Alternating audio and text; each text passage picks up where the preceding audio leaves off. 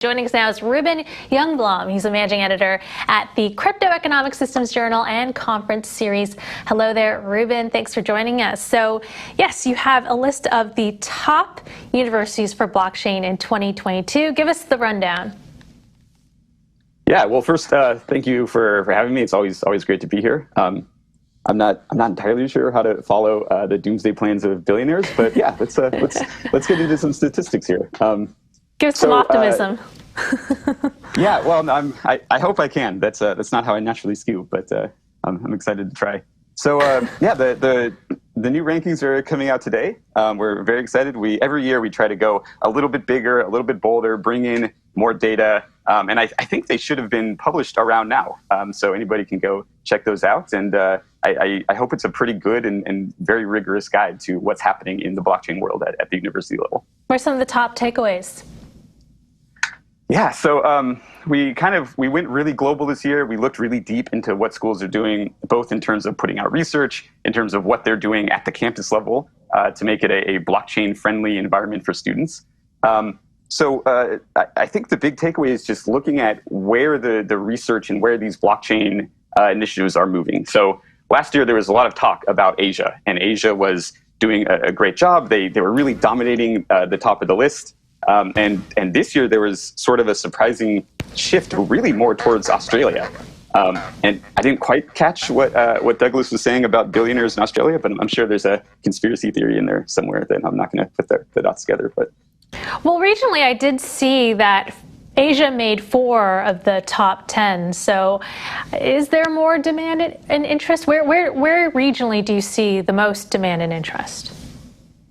Yeah, so I think there are 2 ways to look at it. One is sort of to look at objective demand. And to some extent, we expect there to be more of that in Asia just because there are more universities in Asia, there are more people. The reason why I singled out Australia is because with a relatively small population and a relatively small number of universities, when you look at, and it's kind of an arbitrary metric, but say the top 30 or so, Australia is very overrepresented compared to what you would expect. So the top universities, a lot of them are in Asia, a lot of them are in the United States, but we would kind of expect that just given these populations and given the educational histories or the university histories of a lot of these regions. We also saw that the Hong Kong Polytechnic University moved up in the rankings from the previous year. What accounted for that? Yeah, that's a new one. They took NUS, National University of Singapore, out of the top spot, which is always very exciting.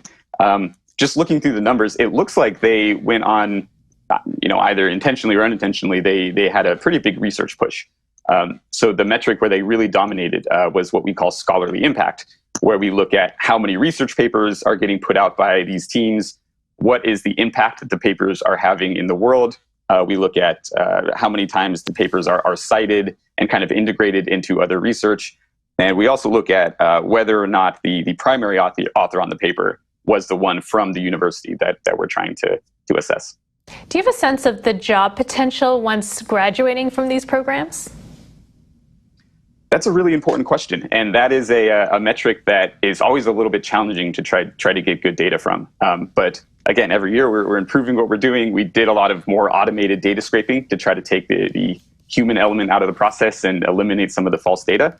But we got data from the schools, some from just our own kind of data collection. And it looks like despite what people were worried about, people say as blockchain prices or as crypto prices go down, it affects the job market, it affects funding, it has these externalities. But that doesn't seem to be the case. It looks like demand for these jobs is still strong.